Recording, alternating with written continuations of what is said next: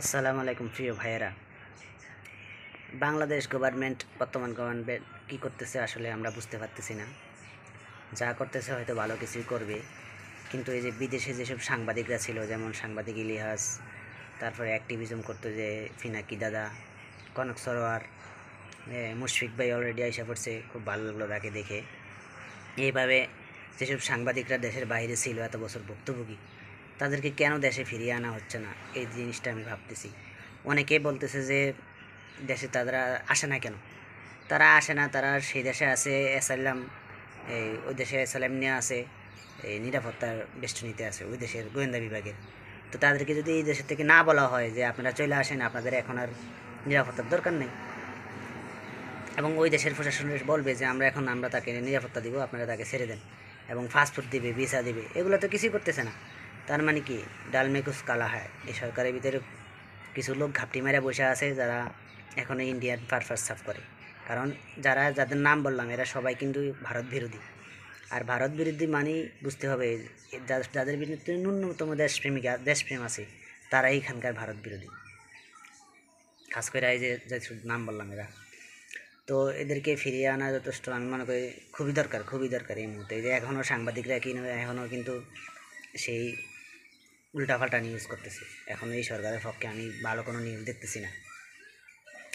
তো এই সরকার, যারা এই সরকারের ভিতরে বসছে, তাদের ভিতরে ম্যাক্সিমাম 4-5 জন ছাড়া ম্যাক্সিমাম যদি এই সরকার নাও আসতো, তাদের কিছুই হতো না, দেশ ছাড়তে হতো না, জেল কাটতে হতো না, তারা দিব্যি ঘুরে বেড়াইতো, কোনো সমস্যা হতো না, টকশো করে বেড়াইতো, কোনো সমস্যা হতো না। এখন বুঝতে হবে যে বিপ্লবের পরে অথবা বিপ্লবের আগে, মানে যারা বিপ্লব করবে, যদি বিপ্লবে ব্যর্থ হয়, কাদের কল্লা যাইতো, কারা জেল খাটতে হইতো, এদেরকে নিয়ে আসা উচিত সরকারে।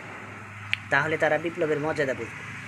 আরে ভাই, আমরা আপনাদেরকে বলতেছি যে আপনারা বিপ্লবী সরকার, আর অথচ আপনারা বলতেন ইন্টোরিয়াম গভর্নমেন্ট, তত্ত্বাবধায়ক সরকার। এটা কোনো কথা ভাই? বিপ্লবী সরকার বললে আপনাদের জাতীয়ভাবে ম্যান্ডেট হয়ে যায় যে আমরা বিপ্লবী সরকার, আমরা সব করতে প্রস্তুত, আমরা সব করতে পারি, সংবিধান চেঞ্জ করা কোনো সমস্যা না বিপ্লবী সরকার। আর যখন আপনি ইন্টোরিয়াম গভর্নমেন্টের কথা বলবেন, তখন কিন্তু আপনার এই সংবিধানের একটা ব্যবস্থা করা আছে, আপনার সংবিধান মানতে হবে, একটা 3 মাসের নির্বাচন দিতে হবে, অনেক কিছু ব্যবস্থা করা আছে। সুতরাং আপনাকে বুঝতে হবে যে আপনি বিপ্লবী সরকার বলবেন আগে, নাকি আপনি ইন্টোরিয়াম গভর্নমেন্ট বলবেন। এখন তারা কি করতেছে তারাই ভালো জানে।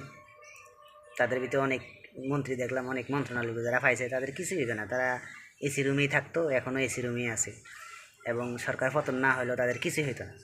যাদের কিছু হইতো সরকার পতন না হলে, তাদেরকে আইনা বসানো উচিত ছিল। কিছু হইলে হয়তো যা আসিফ নজরুল, তার কল্লা যাইতো না। এই যে 3-4 জন ছাত্র বসাইছে, তাদেরকে কল্লা চলে যেত। তো বুঝতে হবে যে কারা ভুক্তভোগী আর কারা সুবিধাভোগী, এগুলা আসলে বুঝতে হবে। সরকার কী করে বুঝতেছি না আমরা। তা আমি মনে করি যে খুব দ্রুত ফিনাকি দাদাকে দেশে নিয়ে আইসা এই প্রধান উপদেষ্টার সহকারী অথবা প্রধান উপদেষ্টার আশেপাশে কোনো একটা ভালো পদ দিয়া, যাতে সে উপদেশ দিতে পারে প্রধান উপদেষ্টারে। কারণ তার অনেক কথাগুলা, তার অনেক দরকার এই মুহূর্তে, খাস করে এই মুহূর্তে দেশ গঠনের জন্য। এখন তাকে ডক্টর ইউনূসকে কারা বুদ্ধি দিচ্ছে, কারা কী করছে জানি না। এমনও তো হতে পারে ভারতের গোয়েন্দা বিভাগেরা এটার ভিতরে ঢুকিয়া পড়ছে, এই সরকারের ভিতরে গোয়েন্দা বিভাগের রয়ের এজেন্টরা। বলার অবিশ্বাসের কিছু নাই, তো এরকম তো হয়েছে অতীতে, তাই না? হইতে পারে। আমাদের ইন্ডিয়া তো আমাদের ভালো চাইবে না কখনো, তারা চাইবে না এখানে ভালো একটা সরকার থাকুক। এখানে এই অঞ্চল তারা অস্থিরতা বজায় রাখার চেষ্টা করবে সবসময়, এটা সবসময় তারা করে আসছে, এখনও করবে, ভবিষ্যতেও করবে। সুতরাং আমাদের সেই দিকটাও নজর রাখতে হবে। এবং সাংবাদিক ইলিয়াসকে আইনা আমি মনে করি যে 21 টিভি সেই অনুসন্ধানী রিপোর্টার আগে বসায় দেওয়া হোক, আর না 3-4টা চ্যানেলের মালিক তাকে বানিয়ে দেওয়া হোক। তাহলে সে তার এগুলো করতে পারবে, এই সাংবাদিকের যে সিস্টেমটা, ওটা সে ভালোভাবে মেনটেন করতে পারবে আমি মনে করি। এখন বাকিরা আছেন, দেশের এক একজনের এক এক মতামত, আপনারা বুঝেন কী হবে না হবে ভবিষ্যতে।